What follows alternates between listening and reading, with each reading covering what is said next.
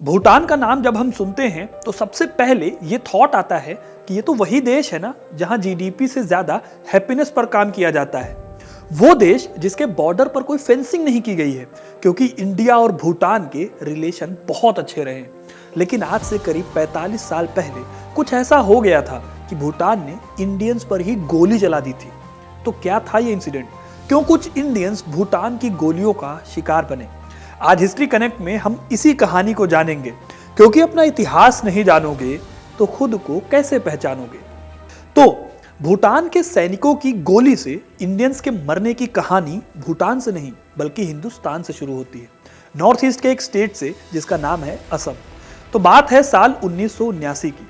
असम के हालात बहुत अच्छे नहीं थे। यहाँ 1979 में United liberation front of Assam यानी उल्फा एस्टेब्लिश हुआ। 1986 तक ये ग्रुप गुपचुप तरीके से काम करते रहा, लेकिन इसके बाद उन्होंने खुलेआम हथियार उठा लिए। देखते ही देखते ये एक बड़ा उग्रवादी संगठन बन गया। तिनसुकिया और डिब्रूगढ़ जिले में इसके कई ट्रेनिंग कैंप्स भी खुल गए। ज्यादा से ज्यादा युवा उसके साथ जुड़ने लगे और बंदूक उठाने लगे। उल्फा की बातें लोगों को इसलिए पसंद आ रही थी क्योंकि ये लोग असम को एक अलग देश बनाने की जिद पर अड़े थे। उल्फा के लोगों को बाहर से हथियारों की सप्लाई होती थी। ये लोग हथियार पाने के लिए बड़े बड़े बिजनेसमैन को किडनैप करते थे, बकायदा रंगदारी वसूलते थे। धीरे धीरे सिचुएशन और सीरियस होने लगी थी, क्योंकि उल्फा की तरह ही और भी कई रेडिकल ग्रुप्स असम में खड़े होने लगे थे। इन सब की भी अपनी अपनी डिमांड थी। 1987 में बोडो स्टूडेंट्स यूनियन ने ऑल इंडिया बोडोलैंड की मांग को रखा और इसको लेकर आंदोलन किया। कामतापुर लिबरेशन ऑर्गेनाइजेशन KLO भी एक ऐसा ही ग्रुप था।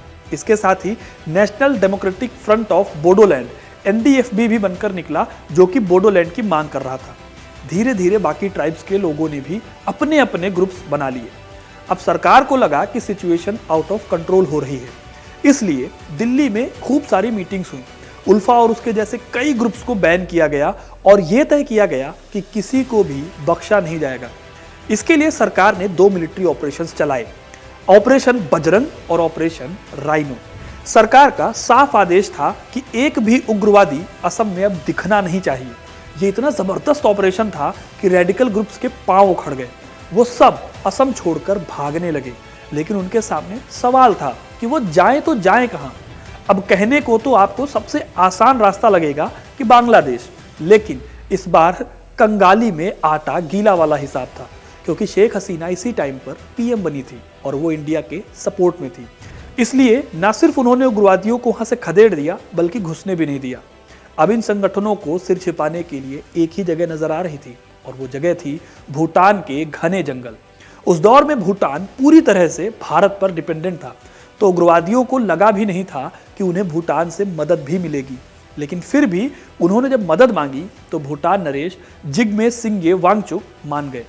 अब आप बोलेंगे कि ऐसा क्या था कि वो अचानक मान गए, तो इसके लिए भूटान की एक घटना को शॉर्ट में हमें समझना पड़ेगा। असल में भूटान नेपाल से जुड़ी एक प्रॉब्लम फेस कर रहा था। साल 1620 के आसपास नेपाल से कुछ लोग भवन निर्माण का काम करने के लिए भूटान में बुलाए गए थे। धीरे धीरे लोगों की एक बड़ी पॉपुलेशन भूटान के साउथ में बस गई। भूटान में इन्हें लॉर्ड शम्पास कहा जाने लगा, जिसका मतलब था दक्षिण के लोग। इन लोगों को करीब 300 साल बाद 1958 में सिटीजनशिप भी मिली। 1980 में इनकी पॉपुलेशन भूटान की 28% हो गई थी। लेकिन जनता के बीच एक अफवाह फैली कि यह परसेंटेज 28 नहीं बल्कि 40% है। ऐसे में नेपालियों को बाहर निकालने की मांग शुरू हो गई। ये मुद्दा इतना बड़ा हो गया कि सरकार ने कुछ ऐसे नियम बना दिए जो स्पेसिफिकली नेपाली मूल के लोगों पर लागू होते थे। इस तरह से उन्हें मजबूर किया गया कि वो भूटान छोड़ दें। करीब 1 लाख लोगों को उस टाइम पर अवैध बता दिया गया, लेकिन ये लोग यहाँ से जाने को तैयार नहीं थे। भूटान के राजा का प्लान था कि वो इन रेडिकल ग्रुप्स को यहाँ पर जगह देंगे। ये लोग भूटान में कैंप लगाकर नेपालियों को भगा देंगे, और उनका ये प्लान काम भी कर गया। रेडिकल ग्रुप्स ने बड़े पैमाने पर लोगों को खदेड़ दिया, लेकिन इस डील का भारत को भी पता चल गया। असल में होता यह था कि ये रेडिकल्स इंडियन बॉर्डर में घुसकर असम के लोगों को मारते थे और फिर भूटान चले जाते थे। फिर सीक्रेट एजेंसीज ने जांच की तो उन्हें पता चला कि भूटान में ये ग्रुप्स बने हुए हैं। पता चला कि 30 से भी ज़्यादा कैंप्स में उल्फा और नागा के लोग रह रहे हैं। भारत ने भूटान पर दबाव बनाना शुरू किया। अब भूटान एक छोटा देश था, पूरी तरह से भारत पर डिपेंडेंट था, इसलिए वो बहुत बुरा फंसा। उसकी अपनी सेना में सिर्फ 6 से 7 हजार सोल्जर थे, वहीं इससे कुछ ही कम उग्रवादियों को उसने जगह दे रखी थी। उसके लिए आगे कुआं और पीछे खाई वाली बात हो गई थी। आखिर में भूटान नरेश ने पहले बातचीत करने की ठानी। 1998 में भूटान नरेश खुद उग्रवादियों से मिलने पहुंचे।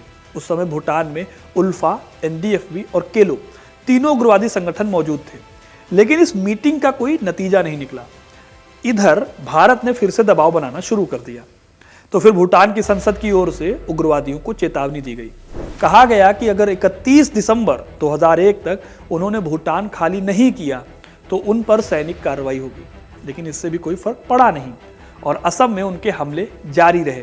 ऐसे में अप्रैल 2003 में एक दिन अचानक भारत के तत्कालीन एनएसओ यानी कि राष्ट्रीय सुरक्षा सलाहकार ब्रिजेश मिश्रा भूटान के राजा से मिलने थिम्पू पहुंच गए।